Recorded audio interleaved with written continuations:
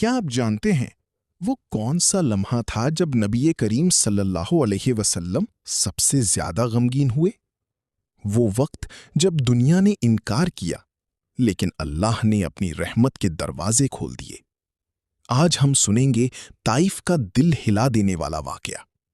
جب مکہ کے لوگوں نے نبی کریم صلی اللہ علیہ وسلم کی بات ماننے سے انکار کر دیا تو آپ صلی اللہ علیہ وسلم اللہ کا پیغام پہنچانے کے لیے طائف تشریف لے گئے۔ آپ صلی اللہ علیہ وسلم نے وہاں کے سرداروں کو نہایت محبت اور نرمی سے اسلام کی دعوت دی، لیکن انہوں نے نہ صرف انکار کیا بلکہ بدتمیزی بھی کی۔ انہوں نے شہر کے بچوں اور اوباش لوگوں کو آپ صلی اللہ علیہ وسلم کے پیچھے لگا دیا، جو آپ صلی اللہ علیہ وسلم کو پتھر مارنے لگے۔ اتنے پتھر مارے گئے کہ آپ صلی اللہ علیہ وسلم کی مبارک پاؤں خون سے بھر گئے اور جوتیاں بھی خون سے بھر گئیں۔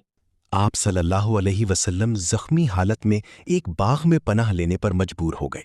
وہاں آپ صلی اللہ علیہ وسلم نے اللہ سے ایک دعا مانگی جو صبر اور عاجزی کی سب سے بڑی مثال ہے۔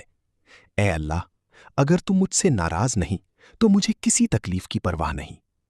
اسی وقت اللہ تعالیٰ نے فرشتہ بھیجا جس نے عرض کیا، اگر آپ حکم دیں تو ان پہاڑوں کو ان لوگوں پر گرا دوں۔ لیکن دیکھیں نبی کریم صلی اللہ علیہ وسلم کی رحمت۔ آپ صلی اللہ علیہ وسلم نے فرمایا، نہیں، میں امید کرتا ہوں کہ ان کی نسلوں میں ایسے لوگ پیدا ہوں گے جو اللہ کی عبادت کریں گے۔ یہ واقعہ ہمیں سکھاتا ہے کہ مشکل حالات میں بھی صبر کرنا چاہیے اور دوسروں کے لیے ہمیشہ بھلائی ہی سوچنی چاہیے۔ اب اگر آپ کو یہ واقعہ پسند آیا تو ویڈیو کو لائک کریں اور ایسے مزید ایمان افروز واقعات سننے کے لیے ہمارا چینل ضرور سبسکرائب کریں۔